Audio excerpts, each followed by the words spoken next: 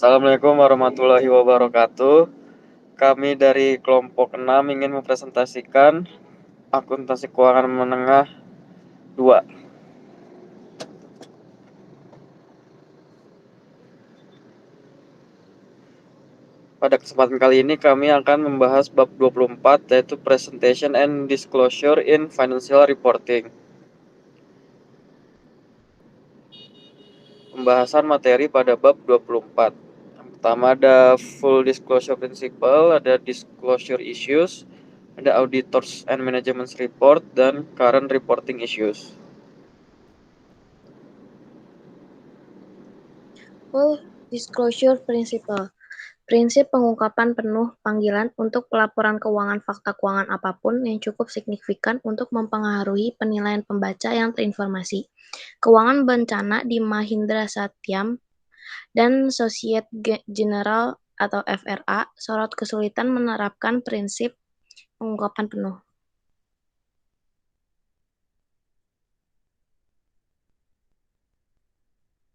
Lalu pada full disclosure principle ini kita akan mempelajari tentang all information useful for investment credit and similar decision, terus financial reporting, area affected by existing IASB rules, dan basic financial statement.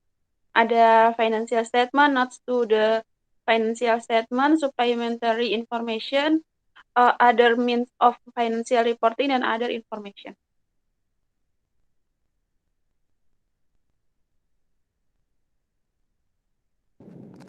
Lalu peningkatan dalam persyaratan pelaporan dengan alasan yang pertama kompleksitas bisnis lingkungan hidup, perlunya informasi yang tepat waktu, dan akuntansi sebagai perangkat kontrol dan pemantauan.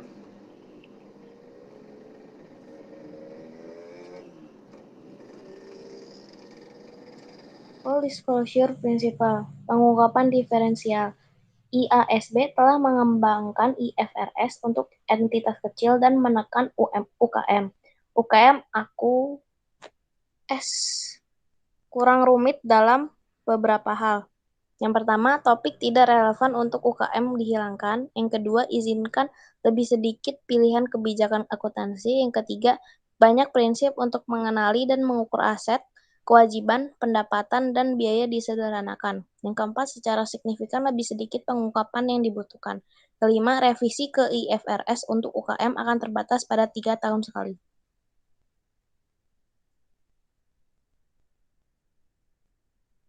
Lalu catatan atas laporan keuangan.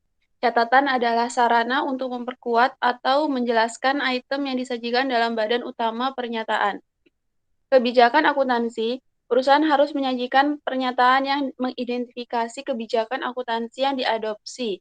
Ringkasan kebijakan akuntansi penting. Selain itu, perusahaan harus yang pertama identifikasi pertimbangan yang dibuat dalam proses penerapan kebijakan akuntansi, dan yang kedua mengungkapkan informasi tentang asumsi yang dibuat.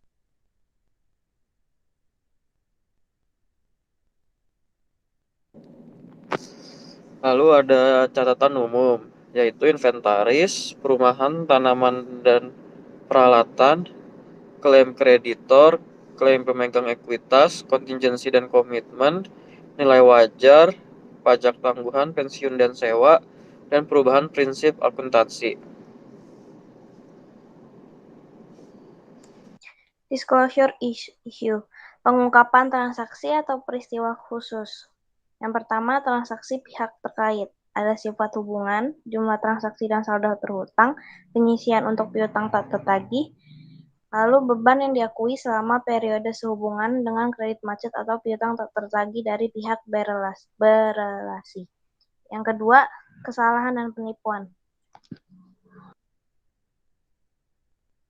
Masih dengan disclosure issues, peristiwa setelah periode pelaporan atau acara selanjutnya, yaitu ada financial statement period dan subsequent event period.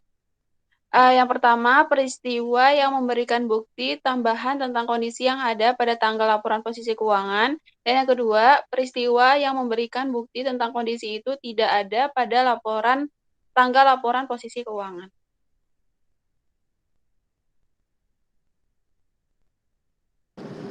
Lalu pelaporan untuk perusahaan diversifikasi.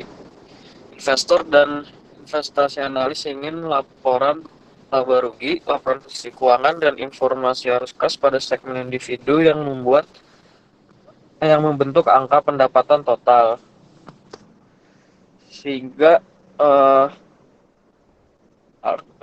income statement-nya itu disatukan menjadi laporan konsolidasi.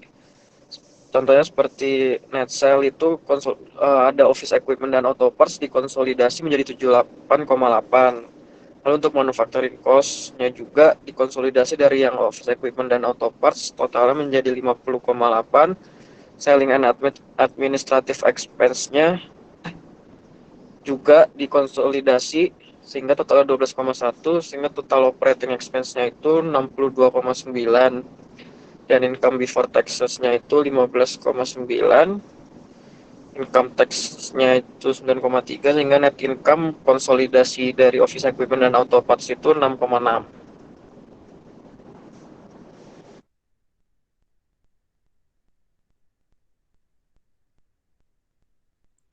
Tujuan pelaporan informasi tersegmentasi untuk memberikan informasi tentang berbagai jenis kegiatan bisnis di mana suatu perusahaan bergerak dan lingkungan ekonomi yang berbeda di mana ia beroperasi. Memenuhi tujuan ini akan membantu pengguna lebih memahami kinerja perusahaan, menilai prospek arus kas bersih masa depan dengan lebih baik, dan buat penilaian yang lebih tepat tentang perusahaan secara keseluruhan.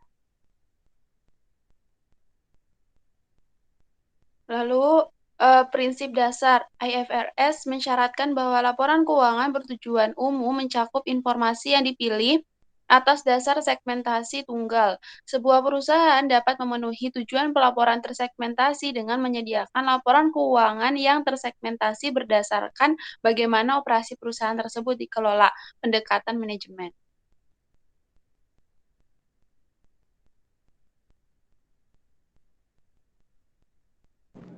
Lalu identifying operating segments, yaitu sebuah segmen operasi adalah komponen perusahaan. Yang pertama itu terlibat dalam aktivitas bisnis yang menghasilkan pendapatan dan menimbulkan biaya. Lalu hasil operasinya ditinjau secara berkala oleh pengambil keputusan operasional perusahaan. Dan untuk itu tersedia informasi keuangan yang dapat dipisahkan.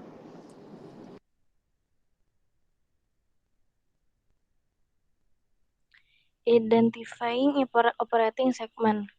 Sebuah segmen operasi dianggap signifikan dan oleh karena itu segmen dilaporkan jika memuaskan satu atau lebih dari berikut kuantitatif ambang batas. Yang pertama, pendapatan aku 10% atau lebih dari pendapatan gabungan semua perusahaan segmen operasi. Yang kedua, jumlah absolutnya untung atau rugi adalah 10% atau lebih dari jumlah yang lebih besar dalam jumlah absolut. Dari A, gabungan laba operasi dari semua segmen operasi yang tidak mengalami kerugian, atau B, gabungan kerugian dari semua segmen operasi yang melaporkan kerugian. Yang ketiga, aset yang dapat diidentifikasi adalah 10% atau lebih dari aset gabungan semua segmen operasi.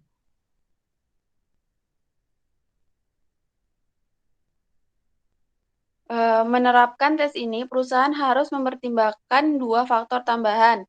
Yang pertama, data segmen harus menjelaskan sebagian besar bisnis perusahaan. Secara khusus, hasil yang tersegmentasi harus sama dengan atau melebihi 75% dari penjualan gabungan kepada pelanggan yang tidak terafiliasi untuk seluruh perusahaan.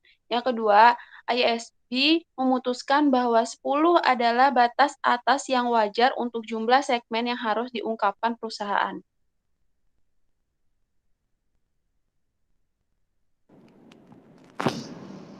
Ini contoh dari identifying operating segment.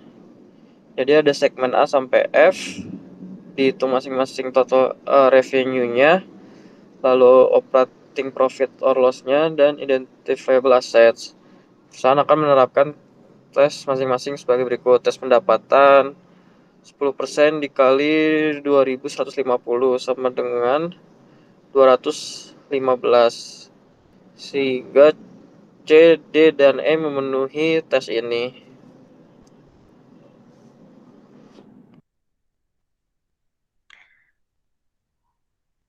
Berikutnya, perusahaan akan menerapkan tes masing-masing sebagai berikut. Pengoperasian uji untung atau rugi, yaitu dari 10% dikali 90, jadi dapat 9. Itu tes didasarkan pada segmen non-kerugian, sehingga A, C, D, dan E memenuhi tes ini.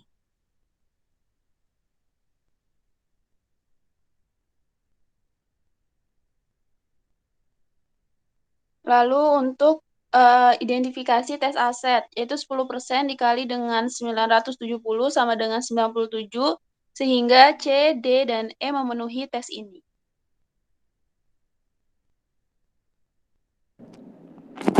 Oleh karena itu, segmen pelaporan adalah A, C, D, dan E dengan asumsi keempat segmen ini memiliki penjualan yang cukup untuk memenuhi 75% uji penjualan gabungan.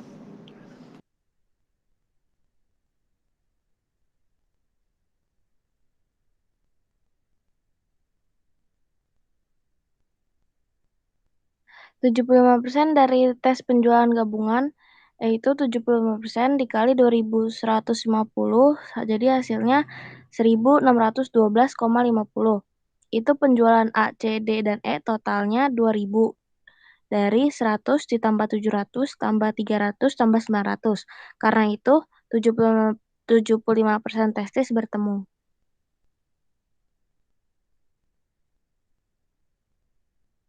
Lalu prinsip pengukuran. Akuntansi prinsip-prinsip yang digunakan perusahaan untuk mengungkapkan segmen tidak perlu menjadi sama dengan prinsip-prinsip yang mereka gunakan untuk menyusun laporan konsolidasi. ISP tidak memerlukan alokasi biaya bersama, umum, atau seluruh perusahaan semata-mata untuk tujuan pelaporan eksternal. Biaya umum adalah biaya yang dikeluarkan untuk manfaat dari lebih dari satu segmen dan yang sifatnya saling terkait mencegah pembagian yang sepenuhnya objektif biaya antar segmen.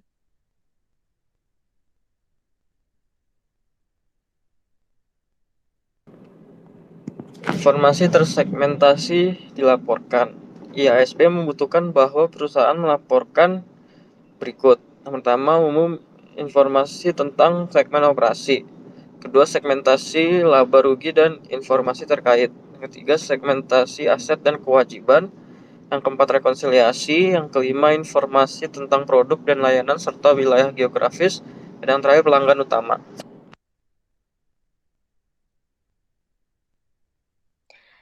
Interim reports. Periode pertanggungan kurang dari 1 tahun.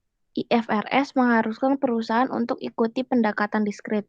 Yang pertama, memperlakukan setiap periode interim sebagai periode akuntansi terpisah. Yang kedua, mengikuti prinsip penangguhan dan akrual yang digunakan untuk laporan tahunan. Yang terakhir, melaporkan transaksi akuntansi sebagai mereka terjadi. Dan pengakuan biaya tidak boleh berubah dengan periode waktu yang dicakup.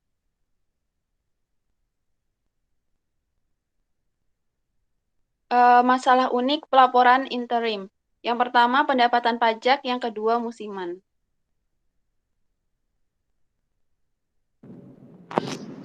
Lalu selanjutnya, auditors and management report. Pertama, ada opini tidak dimodifikasi. Auditor menyatakan pendapat bahwa laporan keuangan disajikan secara wajar sesuai dengan IFRS. Lain opini ada berkualifikasi, merugikan, dan penolakan.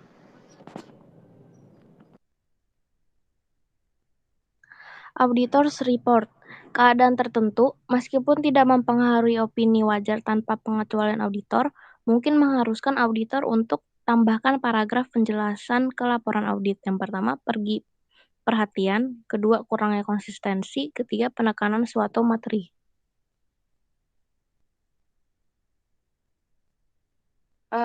Masih di auditor report, pendapat yang memenuhi syarat mengandung pengecualian terhadap opini standar. Keadaan biasa mungkin termasuk yang pertama, batasan ruang lingkup. Yang kedua, laporan tidak menyajikan posisi keuangan atau hasil operasi secara wajar karena yang pertama, kurangnya kesesuaian dengan yang diterima dengan prinsip yang diterima dan standar akuntansi. Yang B, pengungkapan yang tidak memadai.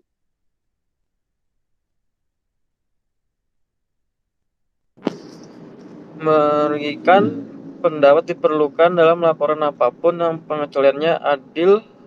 Presentasi sangat penting sehingga menurut pertimbangan auditor independen, opini wajar dengan pengecualian tidak dibenarkan. Keuangan pernyataan yang diambil secara keseluruhan tidak disajikan dalam sesuai dengan IFRS.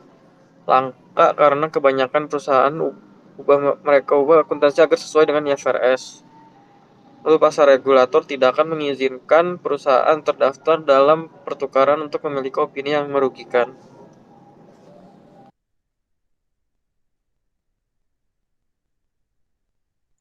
Penolakan dari sebuah opini tepat ketika auditor telah mengumpulkan sedikit informasi atas laporan keuangan bahwa tidak ada opini yang dapat diungkapkan. Manajemen report. Komentar manajemen membantu dalam interpretasi posisi keuangan, kinerja keuangan, dan arus kas perusahaan. Laporan semacam itu dapat mencakup tinjauan terhadap yang pertama, faktor dan pengaruh utama yang menentukan kinerja keuangan. Yang kedua, sumber pendanaan perusahaan dan target rasio kewajiban terhadap ekuitas. Dan yang terakhir, sumber daya perusahaan tidak diakui dalam laporan posisi keuangan sesuai dengan IFRS.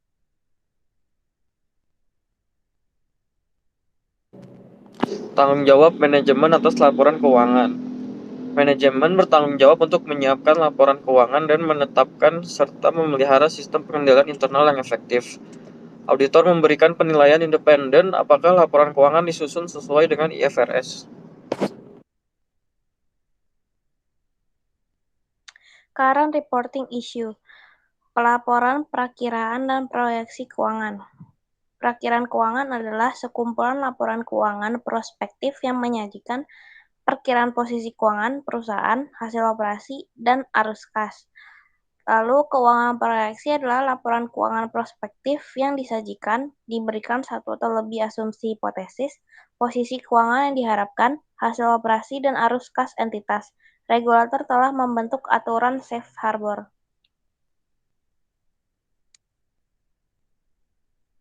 Pelaporan keuangan internet. Sebagian besar situs web perusahaan berisi tautan kelaporan keuangan dan pengungkapan lainnya.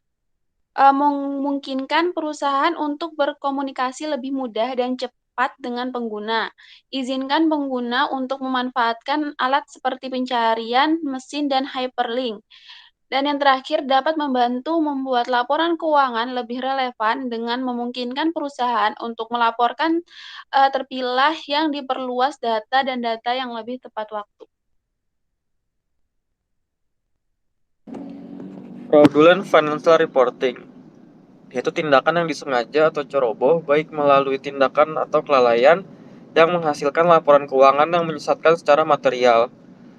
Penipuan yang melibatkan perusahaan terkenal seperti Parmalat, Mahindra Satyam, dan Societe Generale menunjukkan bahwa lebih banyak yang harus dilakukan untuk mengatasi masalah ini. Fraudulent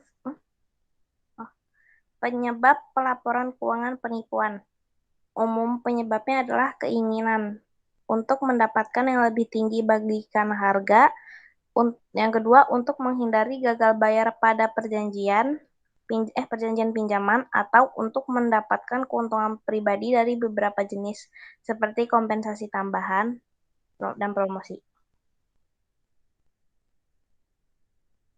Lalu penyebab laporan keuangan penipuan itu selain penyebab umum ada juga peluang untuk pelaporan keuangan yang curang, seperti tidak adanya dewan direksi atau komite audit, lalu lemah atau tidak ada pengendalian akuntansi internal, transaksi yang tidak biasa atau kompleks, estimasi akuntansi membutuhkan pertimbangan signifikan, dan yang terakhir staf audit internal yang tidak efektif.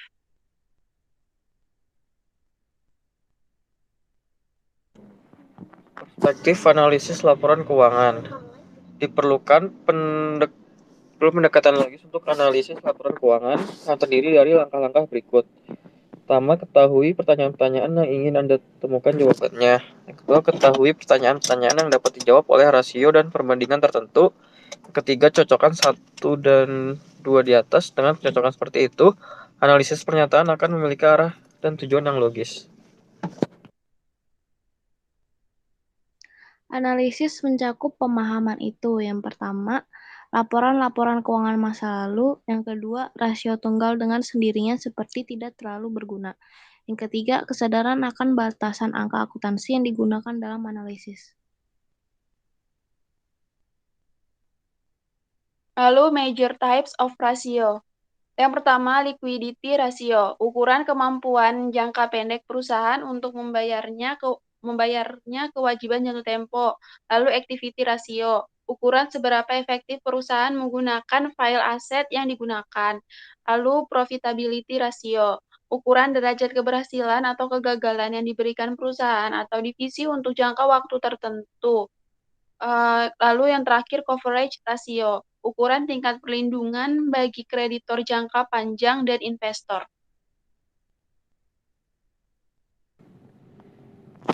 Lalu ini ada rumus-rumus analisis rasio. Di liquidity ratio itu ada yang pertama current ratio, rumusnya current asset dibagi current liabilities. Kedua ada quick or acid test ratio, rumusnya cash plus short term investment plus account receivable net dibagi current liabilities. Yang ketiga current cash debt coverage, rumusnya net cash provided by operating activities dibagi average current liabilities. Selanjutnya, rumus activity. Yang pertama ada account receivable turnover. Rumusnya net sales dibagi average net account receivable. Lalu inventory turnover, rumusnya cost of goods sold dibagi average inventory. Lalu asset turnover, rumusnya net sales dibagi average total assets.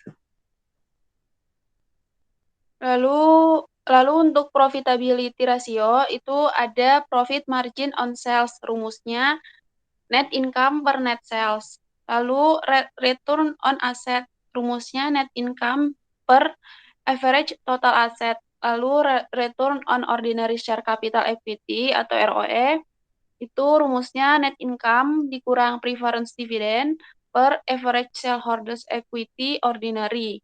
Lalu yang ke-10 ada earnings per share, itu rumusnya net income dikurangi preference dividend per weighted average shares outstanding.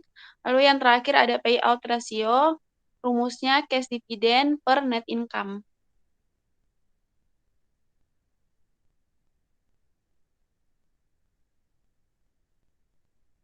Lalu selanjutnya rumus dari coverage ratio.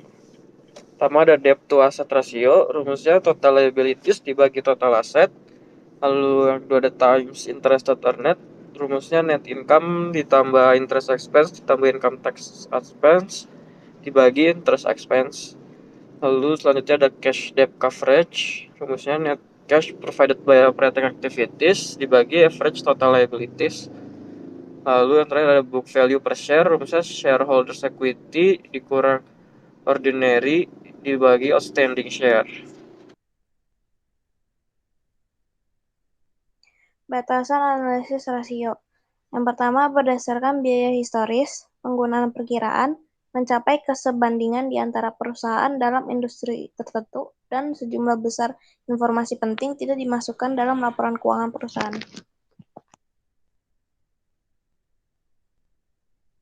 Lalu di sini ada analisis perbandingan.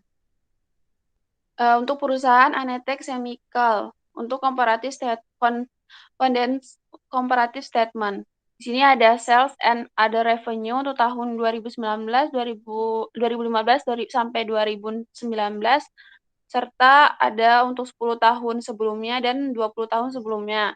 Lalu ada net sales-nya, ada revenue, lalu cost and other charge, itu ada cost of sales, depreciation and amortization, ada selling and administrative expense, interest expense, dan income tax. Lalu terakhir, dapatlah net income for the year.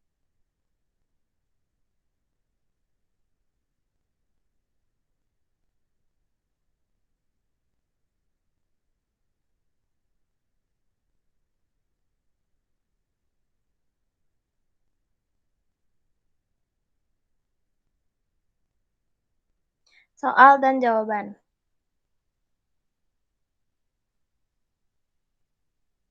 Yang pertama, exercise 226. Perubahan akuntansi depresiasi. Robillard SA mengakuisisi aset berikut pada Januari 2016. Peralatan, perkiraan masa pakai 5 tahun, nilai sisanya 15.000. Totalnya 465.000. Terus bangunan, perkiraan masa pakainya 30 tahun, tidak dengan sisa, jumlahnya 780.000.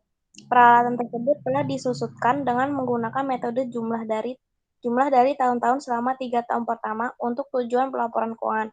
Pada tahun 2019, perusahaan memutuskan untuk mengubah metode penghitungan penyusutan menjadi metode garis lurus untuk peralatan. Tetapi tidak ada perubahan yang dilakukan dalam perkiraan masa pakai atau nilai sisa. Diputuskan juga untuk mengubah total perkiraan masa pakai bangunan dari 30 tahun menjadi 40 tahun. Dengan tidak ada perubahan dalam perkiraan nilai sisa, bangunan disusutkan dengan metode garis lurus. Instruksinya yang pertama, buat jurnal untuk mencatat beban penyusutan peralatan pada tahun 2019. Yang kedua, siapkan entry jurnal untuk mencatat biaya penyusutan gedung pada tahun 2019. Dibuatkan ke euro terdekat.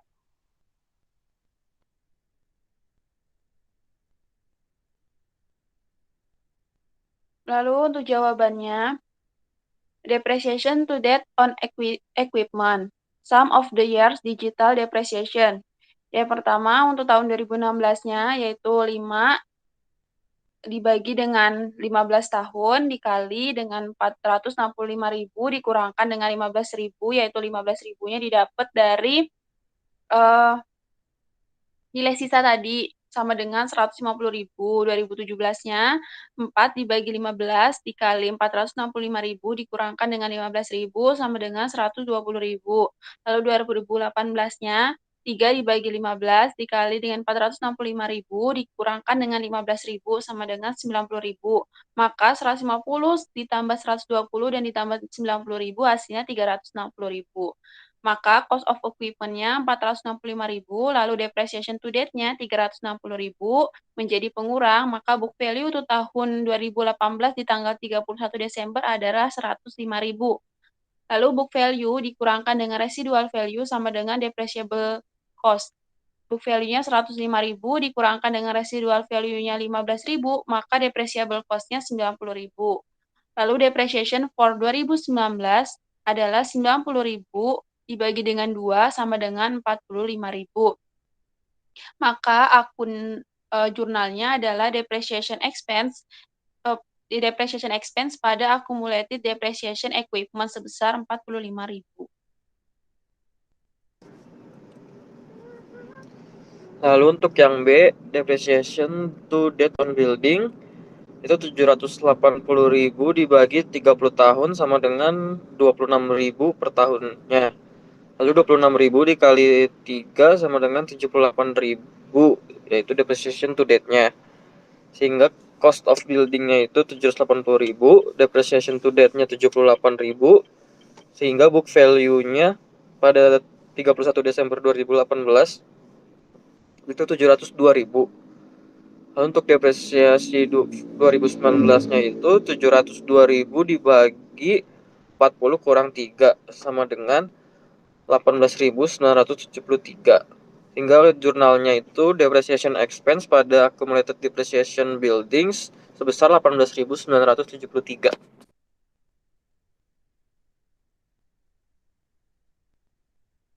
Problem 228. Analisis kesalahan komprehensif. Pada tanggal 5 Maret 2020, Anda dipekerjakan oleh Hemingway Place, sebuah perusahaan erat, sebagai anggota staf dari Departemen Audit Internal yang baru dibentuk.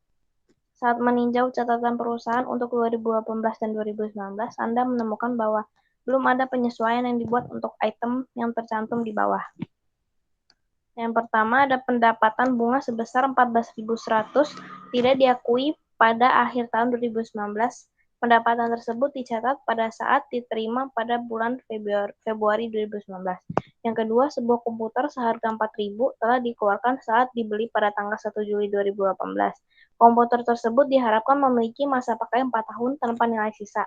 Perusahaan biasanya menggunakan depresiasi garis lurus untuk semua aset tetap. Yang ketiga, biaya penelitian sebesar 33.000 terjadi di awal tahun 2018, dikapitalisasi dan diamortisasi selama periode 3 tahun. Amortisasi sebesar 11.000 dicatat untuk 2018 dan 11.000 untuk 2019. Yang keempat, pada tanggal 2 Januari 2018, Hemingway menyewa sebuah gedung selama 5 tahun dengan harga sewa bulanan sebesar 8.000. Pada tanggal tersebut, perusahaan membayar sejumlah uang sebagai berikut yang dibebankan saat dibayar.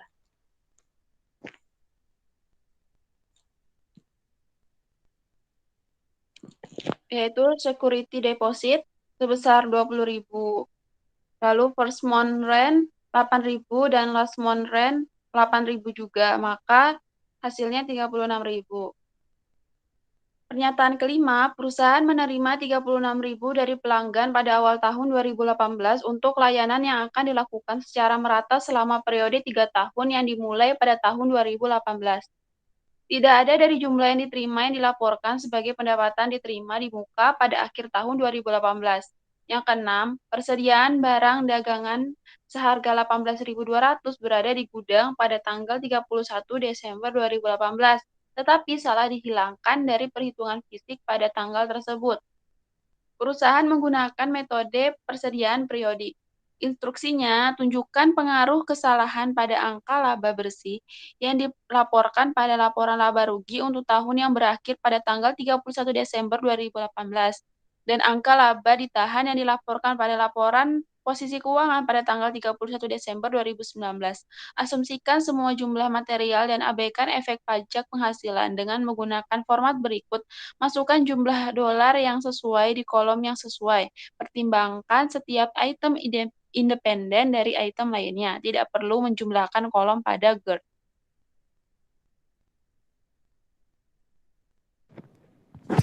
Ini jawabannya sudah dijadikan kolom grid pada item 1.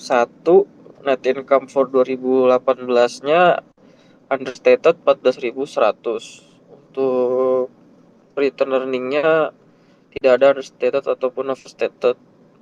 Untuk item 2 ada understated di net income 2018 sebesar 3.500 dan understated pada return earning 2019 sebesar 2.500. Untuk item 3 ada overstated pada net income 2018 sebesar 22.000 dan overstated pada return earning 2019 sebesar 11.000. Lalu item keempat itu ada understated pada net income for 2018 sebesar 28.000 dan understated 28.000 pada return earning 2019. Lalu item 5 ada overstated di net income 2018 dan ada overstated di return earning 2019. Dan untuk item 6 ada understated di net income 2018 sebesar 18.200 dan tidak ada understated ataupun overstated di return earning-nya.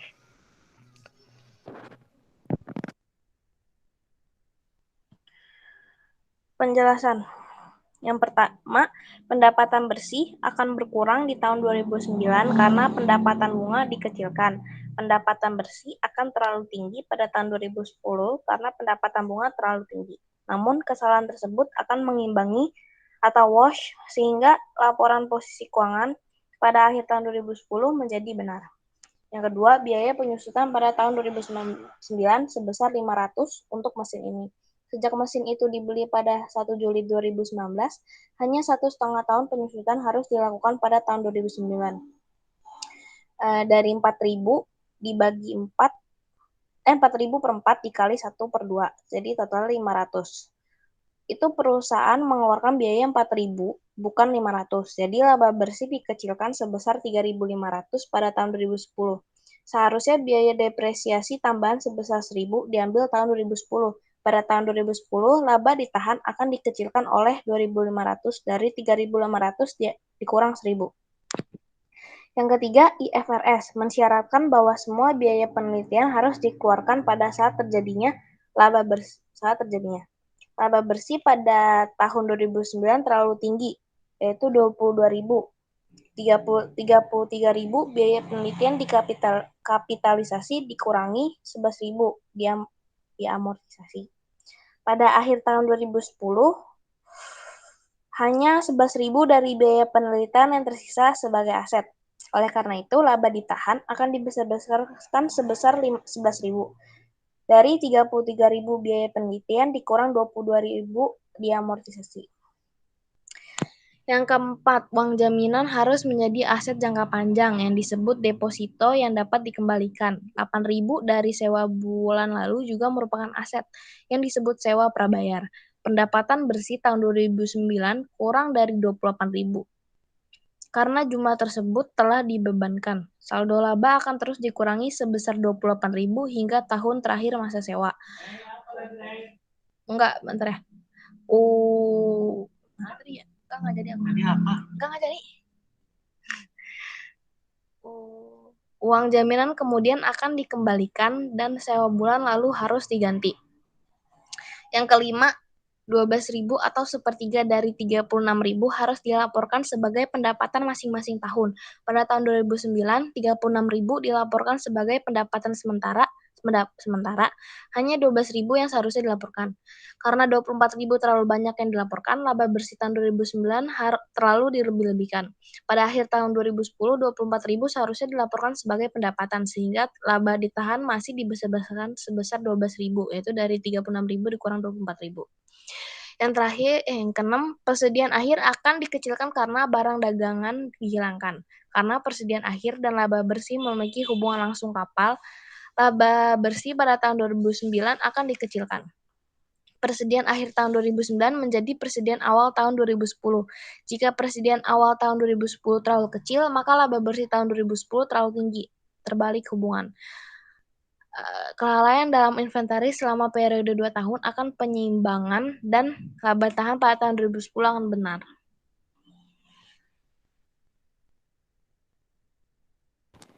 Sekian presentasi dari kami, kurang lebihnya mohon maaf. Wassalamualaikum warahmatullahi wabarakatuh.